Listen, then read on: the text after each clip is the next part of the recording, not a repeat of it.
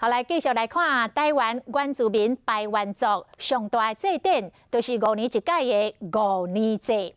排湾族有传说，因的祖灵每过5年，都会回到家乡探望子孙啊。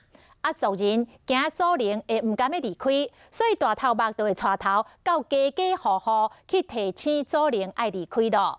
族人嘛会送着农作物来答谢，这嘛演变做即摆5年祭当中野红包、野糖仔的特别的仪式。这大家抢红包这个热烈的画面，嘛是整个祭典的最高潮。大人囡仔拢出动，将近100个人向面体前进，到底发生什么代志？